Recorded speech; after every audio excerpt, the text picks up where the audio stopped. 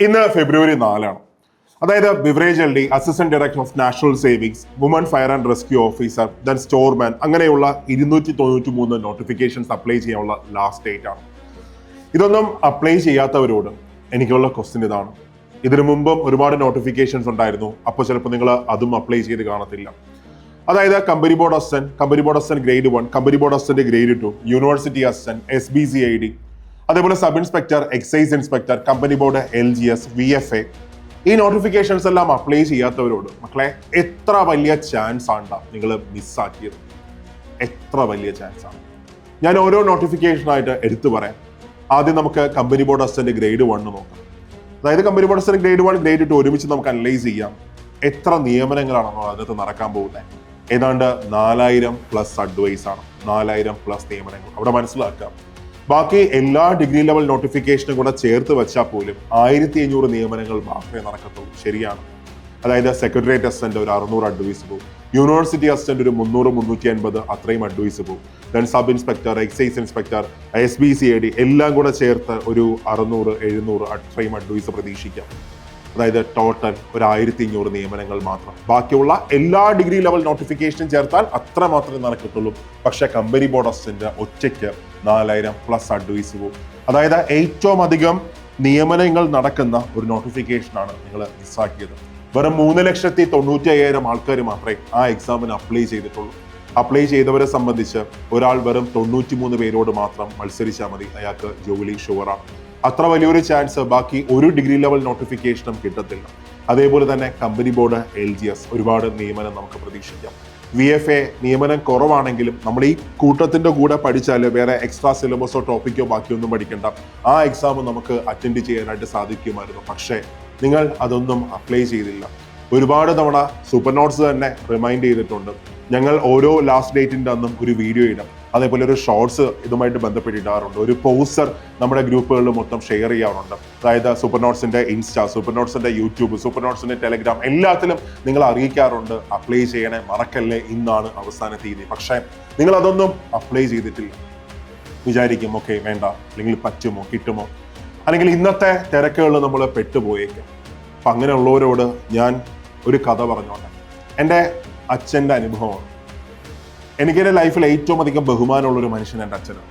കാര്യം എൻ്റെ അച്ഛൻ്റെ യൗവനം മുഴുവൻ അച്ഛൻ ഫാമിലിക്ക് വേണ്ടി മാറ്റിവെച്ച ആളാണ്. അതായത് മറ്റൊരു സ്ഥലത്ത് പോയി എന്ന് വെച്ചാൽ ഏതാണ്ട് ഒരു 23 വർഷത്തോളം എൻ്റെ അച്ഛൻ ഗൾഫിലായിരുന്നു, സൗദി അറേബ്യയിലായിരുന്നു. അച്ഛൻ്റെ നല്ല പ്രായം മൊത്തം അച്ഛൻ മരുഭൂമിക്കുമാണ്. ആർക്ക് വേണ്ടിയാണ്? ഞങ്ങൾക്ക് വേണ്ടിയാണ്. ഞാൻ, എൻ്റെ അനിയൻ, എൻ്റെ അമ്മ, ഞങ്ങളുടെ ഫാമിലിക്ക് വേണ്ടി. അതെല്ലാം കഴിഞ്ഞ് അച്ഛൻ നാട്ടിൽ വന്നു. ഇപ്പോൾ അച്ഛൻ നാട്ടിൽ സന്തോഷമായിട്ട് ജീവിക്കുന്നു. പക്ഷേ അച്ഛൻ്റെ ലൈഫ് ഞാനൊന്ന് തിരിഞ്ഞു നോക്കുമ്പോൾ അച്ഛൻ ആ പ്രായം മുഴുവനും അച്ഛൻ മരുഭൂമിയിലായിരുന്നു. അവിടെ ഒരുപാട് ജോലികൾ ചെയ്തു. സൂപ്പർ മാർക്കറ്റിലായിരുന്നു, അതേപോലെ മറ്റ് കടകളിലായിരുന്നു. ചിലപ്പോൾ ഇന്നത്തെ പോലെ സൗകര്യങ്ങളൊന്നും വന്നുണ്ടായിരിക്കത്തില്ല. നമ്മൾ സിനിമകളൊക്കെ കാണത്തില്ലേ, അതേപോലെയൊക്കെ ഒരു ജീവിതമായിരിക്കും അച്ഛൻ അവിടെ അനുഭവിച്ചിട്ടുണ്ടാവും. പക്ഷെ അച്ഛൻ്റെ ലൈഫ് ഇപ്പോൾ നോക്കുമ്പോൾ അച്ഛൻ്റെ നല്ല ആരോഗ്യമുള്ള ആ കാലം മൊത്തം തീർന്നു. ഇപ്പോൾ അച്ഛന് അസുഖങ്ങളുണ്ട്, കുറച്ച് ബുദ്ധിമുട്ടുകളുണ്ട്, എല്ലാം ഉണ്ട്. അപ്പോൾ അന്ന് അച്ഛൻ്റെ ആ തിരക്കുകളൊക്കെ ഒന്ന് മാറ്റി വെച്ചിട്ട് കുറച്ച് സമയം ഒരു എക്സാമിന് വേണ്ടി പ്രിപ്പയർ ചെയ്തിരുന്നെങ്കിൽ, പഠിച്ചിരുന്നെങ്കിൽ ഇന്ന് ചിലപ്പോൾ അച്ഛൻ ഈ ഗവൺമെൻറ് സർവീസിൽ ഇരുന്നനെ. അവിടെ അച്ഛന് കൃത്യമായിട്ടുള്ള ശമ്പളം എല്ലാ മാസവും കിട്ടിക്കൊണ്ടിരിക്കും. അതായത് അച്ഛൻ്റെ ഒരു സ്വാഭാവികമായുള്ള ഒരു ആരോഗ്യം നശിച്ചാൽ പോലും അച്ഛന് കൃത്യമായിട്ടൊരു സാലറി കിട്ടിക്കൊണ്ടിരിക്കുകയായിരിക്കും. വലിയ കായികപരമായിട്ടുള്ള അധ്വാനമൊന്നും കാണത്തില്ല. അത് കഴിഞ്ഞാൽ ഇപ്പം അച്ഛൻ്റെ പെൻഷനൊക്കെ കിട്ടുന്നൊരു സമയമായിരിക്കും. എല്ലാ മാസവും അച്ഛൻ്റെ ജീവിതാവസാനം വരെ അച്ഛൻ അടിച്ചു പൊളിച്ച് ജീവിക്കാനായിട്ട് പെൻഷനും ബാക്കിയെല്ലാം കിട്ടും. പക്ഷെ അച്ഛൻ അന്ന് ആ കുടുംബത്തിൻ്റെ അന്നത്തെ ചെലവുകൾ നോക്കാൻ, എനിക്ക് അങ്ങനെ പറയാൻ പറ്റത്തുള്ളൂ, അന്നത്തെ കാര്യങ്ങളൊക്കെ നോക്കാനായിട്ട്, അല്ലെങ്കിൽ ആ മൊമെന്റിന് വേണ്ടിയിട്ട് അച്ഛൻ ഗൾഫിലോട്ടങ്ങ് പോയി. ഒരുപക്ഷെ അതുകൊണ്ടായിരിക്കും ഞങ്ങളൊക്കെ സന്തോഷമായിട്ട് ജീവിക്കുന്നത്. ഇനി നിങ്ങളുടെ ലൈഫ് ഒന്ന് കമ്പയർ ചെയ്ത് നോക്കി. ചിലപ്പോൾ നിങ്ങൾ ഒരുപാട് തിരക്കേലും എക്സാം ഒന്നും പ്രിപ്പയർ ചെയ്തിരിക്കുകയായിരിക്കും. മക്കളെ ഒന്ന് ആലോചിച്ച് നോക്കി. നിങ്ങൾക്ക് 36 വയസ്സ് വരെ, എനിക്കറിയാം നിങ്ങളുടെ മനസ്സിനകത്ത് ഇപ്പോൾ പഠിക്കണ ബാക്കിയുള്ള ചിന്തകൾ ബാക്കിയെല്ലാം വരും. പക്ഷേ ഇന്നത്തെ ഈ സാഹചര്യം നിങ്ങളെ പഠിക്കാൻ സമ്മതിക്കുന്നില്ല. അതായത് നിങ്ങൾക്ക് ജോലിക്ക് പോകാനുണ്ട്, നിങ്ങൾക്ക് ചിലപ്പോൾ മക്കളെ നോക്കാനുണ്ട്, വീട്ടിലെ കാര്യങ്ങൾ നോക്കാനുണ്ട്. ബാക്കി ഒരുപാട് ഇന്നത്തെ ഈ കുരുക്കിൽ നിങ്ങളിങ്ങനെ പെട്ട് കിടക്കായിരിക്കും, എക്സാമിന് പ്രിപ്പയർ ചെയ്യാൻ പറ്റത്തില്ല. ഒന്ന് ആലോചിച്ച് നോക്കിയടാ. നിങ്ങളുടെ ഇപ്പോൾ ജോലിക്ക് പോകുന്നവരാണെങ്കിൽ, പ്രൈവറ്റ് സെക്ടറിൽ ജോലിക്ക് പോകുന്നവരാണെങ്കിൽ ഞാൻ ഒരിക്കലും കുറ്റം പറയുന്നില്ല. നിങ്ങൾക്ക് ഭയങ്കര സ്കില്ലുള്ള ഒരാളാണ്, നിങ്ങൾക്ക് ഒരുപാട് ലക്ഷങ്ങൾ അവിടെ ശമ്പളം മേടിക്കാൻ പറ്റുന്ന അത്രയും സ്കില്ല് നിങ്ങൾക്കുണ്ട്. ഉറപ്പായിട്ട് നിങ്ങളത് ഫോക്കസ് ചെയ്യും, ഞാൻ ഒരിക്കലും പിന്തിരിപ്പിക്കത്തില്ല.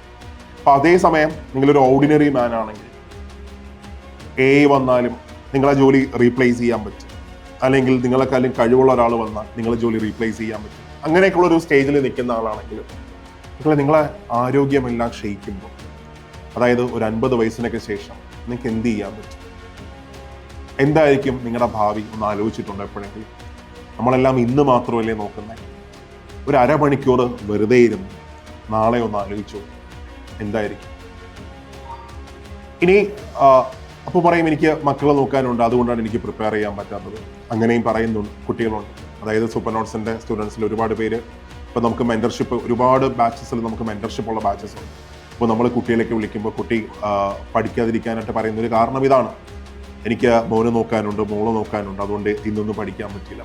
ഒരു ക്വസ്റ്റ്യൻ ചോദിച്ചോട്ടെ, നാളെ ആ കുഞ്ഞ് പ്രായമായി വലുതാകുമ്പോൾ ചിലപ്പോൾ നിങ്ങളോട് ചോദിക്കുന്ന ഫസ്റ്റ് ക്വസ്റ്റ്യൻ ഇതായിരിക്കും, അച്ഛൻ എന്താണ് ജോലി കിട്ടാത്തത്, അമ്മയ്ക്ക് എന്താണ് ജോലി കിട്ടാത്തത്? കൂടെ പഠിക്കുന്ന കുട്ടികളുടെ അമ്മയ്ക്കും അച്ഛനും എല്ലാം ജോലി ഉണ്ടല്ലോ, അമ്മയ്ക്ക് മാത്രം എന്താ കിട്ടാത്തത്, അമ്മ എന്തുകൊണ്ടൊന്നും പഠിച്ചില്ല? അങ്ങനെയായിരിക്കും ഫസ്റ്റ് ക്വസ്റ്റ്യൻ വരുന്നത്. അപ്പോൾ നിങ്ങൾ എന്ത് മറുപടി പറയും? അവരോടെല്ലാം എന്ത് മറുപടി പറയും? ഇന്ന് പല തിരക്കിലും പെട്ടൊരു ലൂപ്പിൽ നിങ്ങൾ നടക്കുകയായിരിക്കും.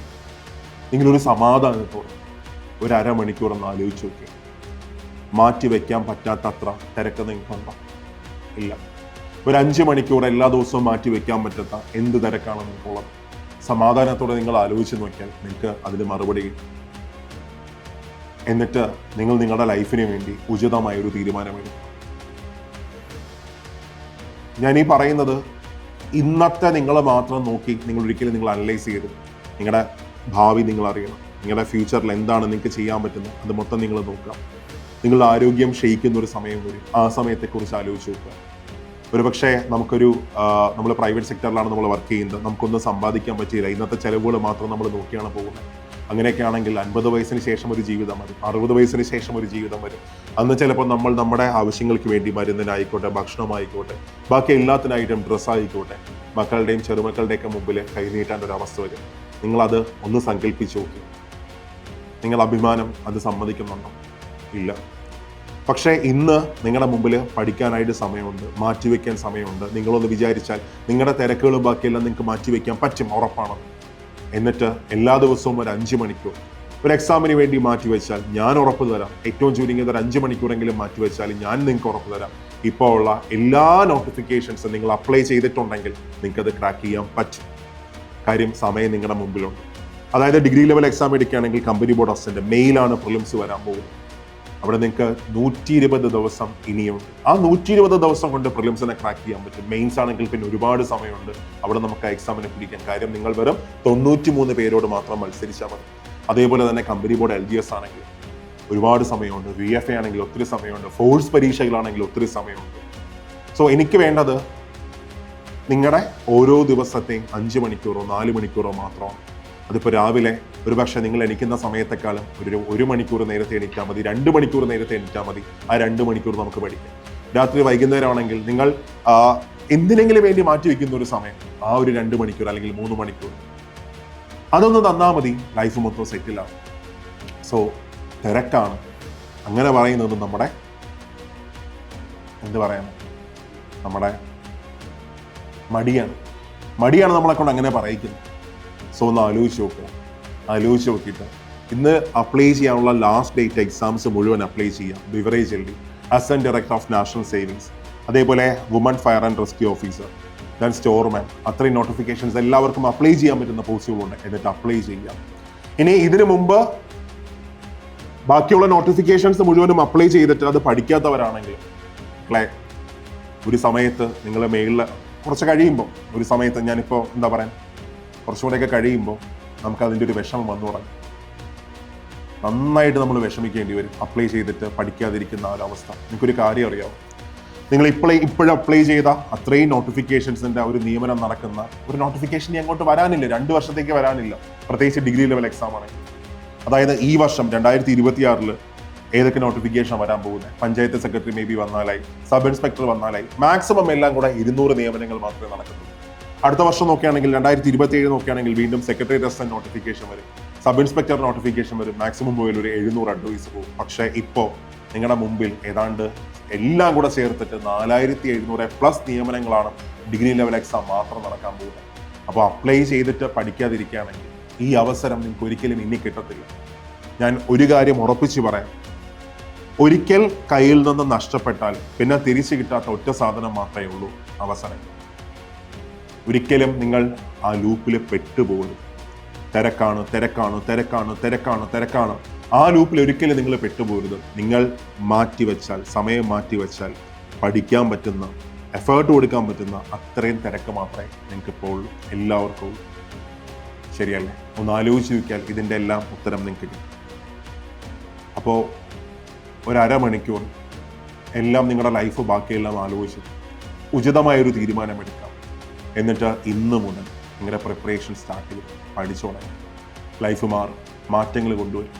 ചിലപ്പോൾ ആദ്യം പഠിക്കുമ്പോൾ ബുദ്ധിമുട്ടായിരിക്കും, നിങ്ങൾക്ക് ലക്ഷ്യങ്ങളിലേക്ക് എത്താൻ പറ്റത്തില്ല. ആദ്യം കുറച്ച് ദിവസം പഠിക്കുന്നു, റിസൾട്ട് കിട്ടുന്നില്ല, നിങ്ങൾ നിർത്തിപ്പോകുന്നു. അങ്ങനെയുള്ള എല്ലാവരോടും എനിക്ക് പറയാനുള്ളത്, മക്കളെ, തിരുവനന്തപുരത്ത് താമസിക്കുന്ന എനിക്ക് മഞ്ഞ് കാണാൻ ഭയങ്കര ആഗ്രഹമാണെന്നൊന്ന് സങ്കല്പിച്ചു.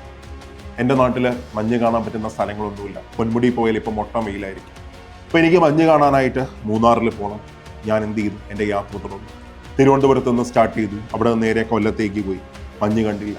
അവിടെ നിന്ന് കോട്ടയത്ത് പോയി, മഞ്ഞ് കണ്ടില്ല. അവിടെ നിന്ന് മൂവാറ്റുപുഴ പോയി, മഞ്ഞ് കണ്ടില്ല. അവിടെ നിന്ന് അടിമാലി പോയി, മഞ്ഞ് കണ്ടില്ല. ഞാൻ എൻ്റെ യാത്രയുടെ 90% കംപ്ലീറ്റ് ചെയ്തു. പക്ഷേ ഞാൻ മഞ്ഞ് കണ്ടില്ല, എനിക്ക് റിസൾട്ട് കിട്ടിയില്ല. അവസാനം മൂന്നാറിലെത്തിയപ്പോൾ മാത്രമാണ് എനിക്ക് മഞ്ഞ് കാണാൻ പറ്റിയത്. അതിൻ്റെ അർത്ഥം ഞാൻ 90% ചെയ്ത വർക്ക് വെറുതെ ആയെന്നാണ്? അല്ല. റിസൾട്ട് കിടക്കുന്ന എപ്പോഴും ഏറ്റവും അവസാനമായിരിക്കും. പക്ഷേ ഞാൻ 90% വർക്ക് ചെയ്തിട്ട് തിരിച്ചു വന്നാൽ എനിക്ക് റിസൾട്ട് ഉണ്ടോ? റിസൾട്ട് ഇല്ല. ഞാൻ വീണ്ടും അതിലേക്ക് എത്തണമെങ്കിൽ, എന്ന് വെച്ചാൽ ഒരു എക്സാം റിസൾട്ടിലേക്ക് എത്തണമെങ്കിൽ അത്രയും ദൂരം വീണ്ടും സഞ്ചരിക്കേണ്ടി വരും. സോ നിർത്തുന്ന എല്ലാവരും ഇതൊന്ന് ആലോചിച്ച് വയ്ക്കാൻ മതി. യാത്രയുടെ പകുതിയിലോ യാത്രയുടെ 70%-ലോ 80%-ലോ ചിലപ്പോൾ നമുക്ക് റിസൾട്ട് കിട്ടിയെന്ന് വരത്തില്ല. റിസൾട്ട് കിട്ടുന്നത് എപ്പോഴും അവസാനത്തെ ആ 20%-ലായിരിക്കും. അതിൻ്റെ അർത്ഥം നമ്മൾ 80% ജോലി ചെയ്തത് വെറുതെ ആയെന്നല്ല. ആ 80%-മാണ് നമ്മൾ അവസാനത്തെ ആ റിസൾട്ടിലേക്ക് നമ്മളെ നയിച്ചത്. ഒന്ന് ആലോചിച്ച് വയ്ക്കുക. നിങ്ങൾ കുറച്ച് സമയം നിങ്ങൾ മാറ്റി വയ്ക്കണം. കുറച്ച് സമയം മാറ്റി വെച്ച് ആലോചിക്കണം, എന്താണ് എൻ്റെ ലൈഫ്, എൻ്റെ ലൈഫിൻ്റെ പർപ്പസ് എന്താണ്, ഞാൻ ആഗ്രഹിച്ച യഥാർത്ഥത്തിൽ ഈ ജീവിക്കുന്ന ജീവിതം തന്നെയാണ് ആഗ്രഹിച്ചത്. അത് മൊത്തം നിങ്ങളൊന്ന് കുറച്ച് സമയം എടുത്തൊന്ന് ആലോചിച്ച് നോക്കണം. അപ്പോൾ നിങ്ങൾക്ക് നിങ്ങളുടെ ലൈഫിനെ കുറിച്ച് വ്യക്തമായിട്ടുള്ള ഉത്തരങ്ങൾ കിട്ടും. എന്നിട്ട് നിങ്ങളുടെ പ്രിപ്പറേഷൻ നിങ്ങൾ സ്റ്റാർട്ട് ചെയ്തു, പഠിച്ചു തുടങ്ങി. ഇന്ന് ഒരു എയും ഒരാളുടെയും ജോലി എടുത്ത് മാറ്റാറായിട്ട് ഗവൺമെൻറ് സെക്ടറിലായിട്ടില്ല. ഒരു ടെക്നോളജി, ചിലപ്പോൾ ടെക്നോളജി വരുന്നുണ്ട്, പക്ഷേ ആ ഒരു നിയമനത്തെ ഒരുപാടൊന്നും ബാധിച്ചിട്ടില്ല. പക്ഷെ കുറച്ചും കൂടെ കാലം കഴിയുമ്പോൾ നമ്മൾ ഇന്ന് ചെയ്യുന്ന എല്ലാ കാര്യങ്ങളും ടെക്നോളജിക്ക് ചെയ്യാൻ പറ്റും. അപ്പം അന്ന് നമുക്കൊരു ജോലി കിട്ടാൻ ഭയങ്കര ബുദ്ധിമുട്ടായിരിക്കും. ഒരുപാട് പേരോട് മത്സരിച്ചാലേ അതിലേക്ക് എത്താൻ പറ്റത്തുള്ളൂ. പക്ഷെ ഇന്ന് നിങ്ങളുടെ മുമ്പിൽ ആ ബുദ്ധിമുട്ടൊന്നുമില്ല. കുറച്ച് സമയം ആലോചിക്കുക, നല്ലൊരു തീരുമാനമെടുക്കുക, എന്നിട്ട് യാത്ര തുടങ്ങി. അതിനുവേണ്ട എല്ലാ സപ്പോർട്ടും സൂപ്പർ നോട്ട്സ് നിങ്ങളുടെ കൂടെയാണ്. ഇപ്പം മക്കളെ, ഉചിതമായൊരു തീരുമാനമെടുത്തോളാം. അത്രേ പറയാനുള്ളൂ. All the best for your future.